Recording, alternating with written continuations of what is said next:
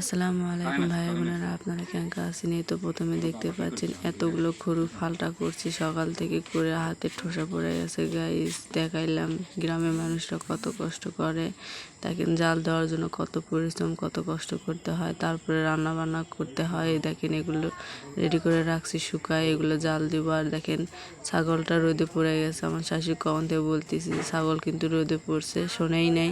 শেষে আমি কি করলাম, ছাগলটারে খুললাম, খুলে সামাই নিয়ে আসে বাঁধ দিচ্ছি। ছাগলটা রোদেতে হ্যাঁকা করেছে, অবলা জিনিস বলতে পারে না দেখে অবলা জিনিসে কখনো কষ্ট দিতে নেই। যেখানে বাঁধতে রাখলাম ছাগলটারে। আর এদিকে দেখি গোয়াল ঘরে গরু দেখে হামলাচ্ছে। পরে গরু আসে দেখি যে গরুর ঘাস নেই, পরে গরুকে ঘাস দিলাম। দুই গরুকে ঘাস দেওয়ার পরে দেখি যে গরু হইতে লাতটা লেগে দিছে, সেটাও টান দিলাম।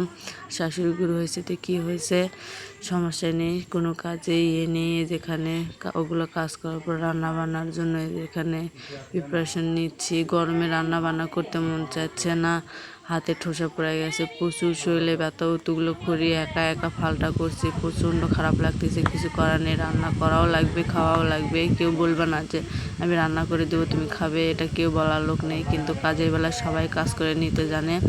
যেখানে মুরগির চামড়িগুলো দিয়ে আমি ওটা কি বলে কলার গাছের ভিতরে যেটা থাকে আটা, সেটা আটা দিয়ে আমি আজকে বিরিয়ানি করব। লুটপুটির মতো রান্না আর কি, আমার মারা এরকম করে রান্না করে, সেটাই আমি আপনাদের সাথে শেয়ার করতেছি। এখানে আলু কাঁঠাল এই সব কিছু কেটে ধুয়ে নিয়ে এর ভিতরে পেঁয়াজ কাঁচামরিচ লবণ হলুদ আর আদা রসুন বাটা দিয়ে দিছি। আর ওখানে আদা রসুন বাটা লবণ হলুদ মরিচ দিয়ে চিনি সাদা এলাচ এগুলো দিয়ে ভালো করে মাখিয়ে নিই। পরিমাণ মতো তেল দিয়ে জাল দিয়ে নিচ্ছে। আগে জাল দিয়ে নিতে হবে। যেখানে জাল দিয়ে নেওয়ার পরে এই যে বলক চলে এসেছে, আমি এগুলো ঢেলে দেবো। এই রান্নাটা কিন্তু আসলে ভালো লাগে খেতে। আমার মা আর নানিরা এভাবে রান্না করে, সেটাই আপনার সাথে শেয়ার করলাম। গরমে রান্না বান্নাও করতে মন চাচ্ছে না, কিন্তু কি করব, রান্না না করলে খাওয়া যাবে না, রান্না করতে হবে। রান্না করতে করতে সন্ধ্যা লাগা যাচ্ছে। সারাদিন কাজ করার পর আবার রান্না বান্না একদমই ভালো লাগে না, শরীরটা খুব খারাপ লাগে। বিশেষ করে এত গরমের ভিতর তাও রান্না বান্না করতেছে। আমার ভাই বোনের ভালোবাসারা যেহেতু আমার জন্য রান্না বান্নার জন্য অপেক্ষা করে থাকবে। আজকের দিনটা আপনাদের সাথে শেয়ার করলাম, কি কি কাজকর্ম করলাম। যদি ভালো লেগে থাকে অবশ্যই আমার পুরো ভিডিও দেখে লাইক কমেন্ট সাবস্ক্রাইব করে আমাদের পাশে থাকবেন। এই যেখানে পরিমাণ মতো তেল দিয়ে বাগারের জন্য পেঁয়াজ আর জিরা ফোড়ন দিয়ে দিছি, দিয়ে লাল লাল করে ভেজে নিয়ে বাগারটা দিয়ে দিব। অবশ্যই আমার পরিবারের ভালোবাসার সাপোর্ট দিবেন, আপনারা আমাদের পাশে থাকবেন।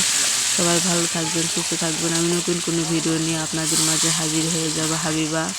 এই তো বাগারটা দিয়ে দিলাম, দেওয়ার পরে যে নাড়াচাড়া করে ভালোভাবে নাড়াচাড়া করে নিচ্ছে। এদিকে মাগরিবের আজান দিয়ে দিচ্ছে, তাড়াহুড়া করতেছি নামাজ পড়বো যেহেতু। এই যেখানে রান্নার ফাইনাল লুক, এই যে কালারটা কিন্তু মাশাআল্লাহ খুব সুন্দর এসেছে। লাইটের জন্য কালারটা বোঝা যায়নি। সবাই ভালো থাকবেন, সুস্থ থাকবেন।